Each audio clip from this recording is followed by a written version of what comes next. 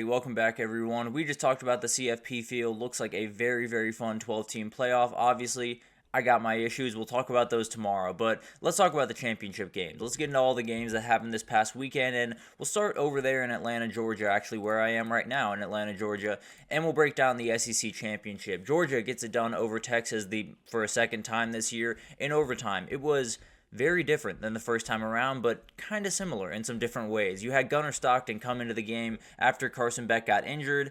Does not look good. I'll leave it at that for the time being. I do not know the injury, but it looks like from everything that I've seen, it could be a UCL. If it is a UCL, he will not be back this year. I can say that very confidently. We'll see what happens. Obviously, we will update you as it does.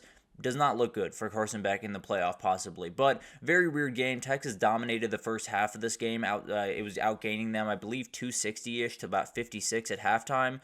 The score was 6-3. So Texas left a lot on the table in the first half, and it was kind of emblematic of what their season has been. There's been a lot of really, really good offense played, and then you get down into the red area, you get down into the 30-yard line and closer, you really start to struggle. And some of that is Quinn Ewers, some of that is the run game not being quite as good as it needs to be, some of that is a lot of the offensive line play not being as good as it needs to be. So there's a lot of different questions around that offense right about now, and I think you got to ask the question over the next couple of weeks is, how do we want to handle this quarterback situation? I tend to believe that the best way to do it is Quinn Ewers is your starter. He's the guy that runs the offense the majority of the time, but you got to give Arch more snaps. He can't just get in there for the 3rd and 2 or the 4th and 2 when you really need 2 yards. He's got to be in there a little bit more often, especially in the red zone, because that helps your run game. And then you got to give the semblance that he's going to pass the ball. You have to give the worry for the defense that he's going to pass the ball, because at some point when they see number 16 trot on the field, they're saying, okay, let's pack it in. Let's make sure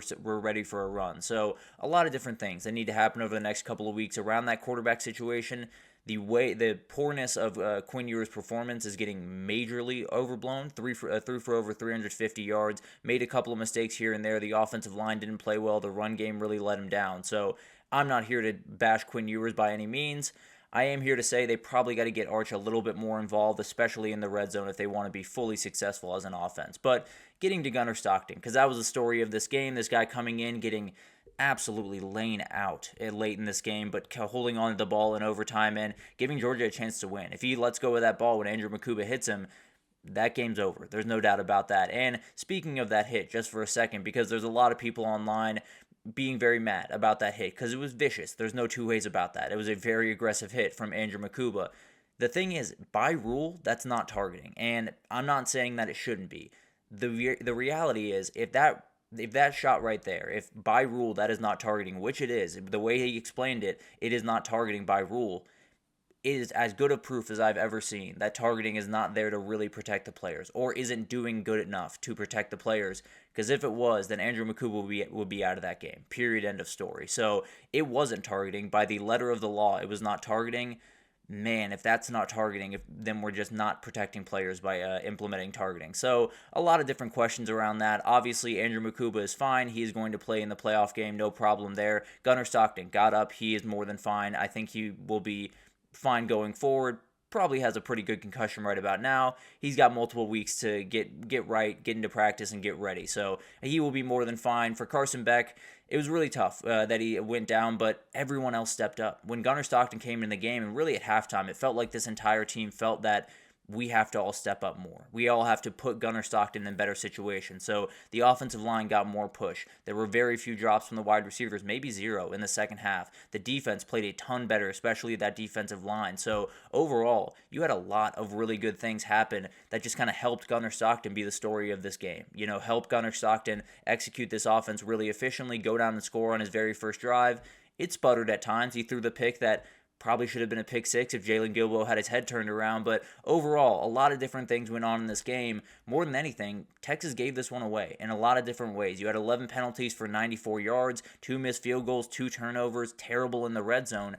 That's what lost you this game, plain and period. This is a game that 10 times out of 10, Texas would tell you they should win. But you leave that much on the table, you make that many mistakes, you give Georgia that many opportunities, they are going to beat you. There's no doubt about that. Georgia is too tough of a team. They're too well coached. They have too much of that championship DNA. you're not going to be able to get it done. I'm just being totally honest with you. And we will explore more of that Texas quarterback situation probably throughout the week a little bit later. Just talk about the way that I look at it. I've talked about it. I think it's Quinn Ewers leading the way. I think it is Arch Manning a little bit more often than they have been using him now. And I think Sark believes the same thing. He said as much in his post-game interview. So we'll see what happens there. Obviously, a lot of things to come from this, but how Georgia got this done. They controlled the line of scrimmage again. In the first matchup, we felt like this Texas O-line is going to have to play a whole lot better. Kelvin Banks did not go in this game, so that definitely did play a factor, but 6 sacks, 15 tackles for loss. They were all over the place, and those screen passes that Texas loves to use were just getting blown up, and they were making incredible tackles in open space, and that's what Georgia does. If you can do that against Texas, then you're going to be in really good shape. Not a lot of teams can, but Georgia definitely can. And then Texas helping them out. We talked about 11 penalties, 2 missed field goals, poor red zone execution. That lost this game for Texas. There's no two ways about that. Obviously, Georgia played a great game and battled back, but there's a lot of different things that Texas did that if they do one of those things differently, they probably come out on the right side of this one. And then the resilience of Georgia is incredible. This team went through the toughest schedule in the country, went on the road 3 different times to 3 top 10, top 5 opponents throughout the year, hosted Tennessee at home, played Clemson to start the year, and their SEC championships, or their SEC champions. They're 11-2. They're a remarkable team, and it's what Kirby Smart has built around there. It's no longer about, they have to have the best athletes. They have to have the best defense. They have to have Stetson Bennett making all the plays in the world. They have to have A.D. Mitchell on the outside going up and making a huge play. It doesn't have to be that anymore. It just has to be them in a game, late in the game, and then they're going to make you pay. That's just what they do. That's what Georgia is. That's what Kirby Smart has built, and that's what championship DNA is all about. So Carson Beck went out in this game. Gunnar Stockton is likely going to be the starter throughout the playoff. I don't think there are a lot of people that are all that worried about Georgia going into the playoff, even with Gunnar Stockton, because they understand what this program is. Everyone stepped up in the second half of that game. I can't imagine it's going to be any different in the playoffs. So it'll be fun to watch the rest of the way. Where they do go from here is the playoff for both these people. Texas is back to work, and this team can win a national title. Changes need to be made on the offensive side of the ball. I don't think an outright quarterback change, but playing around with that quarterback position a little bit more is definitely something that you're going to want to do. We'll probably get into the Ewers-Manning conundrum probably Wednesday if I had to imagine. I'll let you know on that a little bit later. And then Georgia. Complicated question. This is one of those things where you won the SEC, you're 2 seed in the CFP, and you probably don't have Carson Beck the rest of the way. So there's a lot of questions. You have good news because Gunnar Stockton is a very good player and will be ready to go, and you have plenty of time to get him ready to go. But at the end of the day, it's definitely not the perfect scenario for Georgia. If they won this game and Carson Beck was healthy, there you go. That's absolutely perfect. But now you add a little bit of wrench into the works as Georgia heads into the playoff, but you got the win here. No reason to believe you can't beat a couple other playoff teams.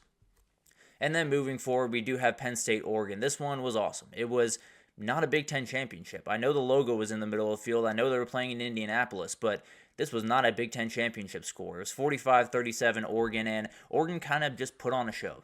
Penn State actually went for over 500 yards, 300 on the ground. Oregon almost get to 500 yards, and Tez Johnson might have just had a game of the year. He was absolutely incredible all over the place. I believe had 181 yards and a touchdown.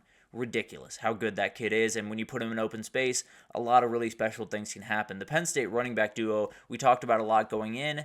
They were that as special as I expected them to be. 14 carries, 124 yards, and a score for Katron Allen. Nick Singleton, 10 carries, 105 rushing yards, 43 receiving yards, and a score receiving.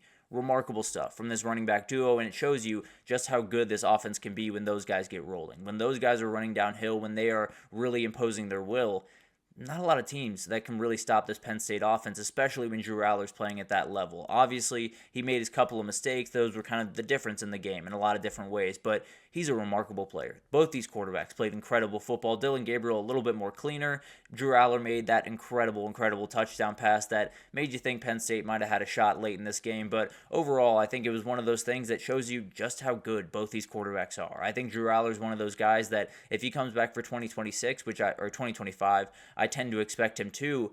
He could be a first-round draft pick. He is that good. He has all the tools that you could possibly want him to have, and he played an incredible game.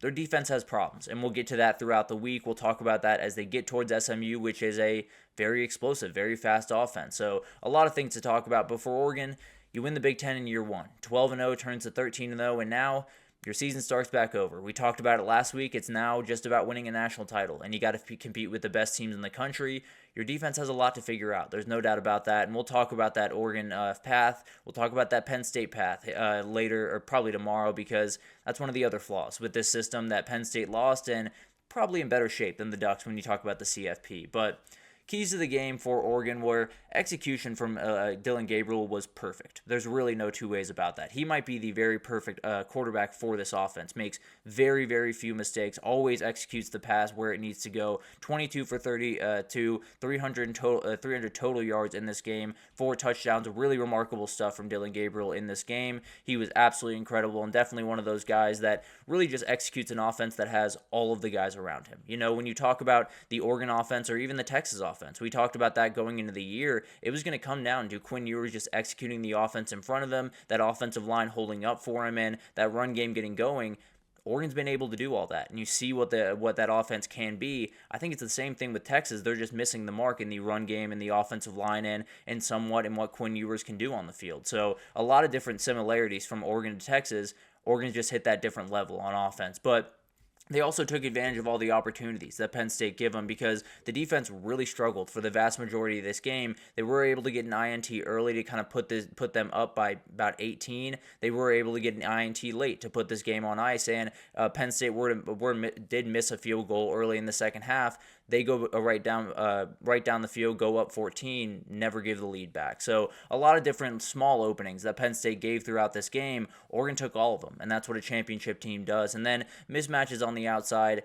Tez Johnson was a nightmare for these DBs all night. Whether it was A.J. Harris or Jalen Kimber or whoever you wanted to put on him. If it was 3 guys you wanted to put on him, he was all over the place. He had 181 yards, 1 score. He was a nightmare. And then the tight ends, Keon Sadiq, you had Terrence Ferguson, stepped up in big-time ways and were really, really dangerous in that passing attack. And really, when you talk about a guy like Tez Johnson, you just need supplemental pieces. You don't have to be perfect. You don't have to game changers all over the field. If you have number 15, you just need guys to pick up the slack here and there. So that's exactly what happened in this game, and Dillon Gabriel executed the offense at a ridiculously elite level on Saturday. But where they go from here, Penn State, you take a loss and you're in a really good spot, and that's another issue with this playoff. But at the end of the day, you're going to a CFP game at home against SMU.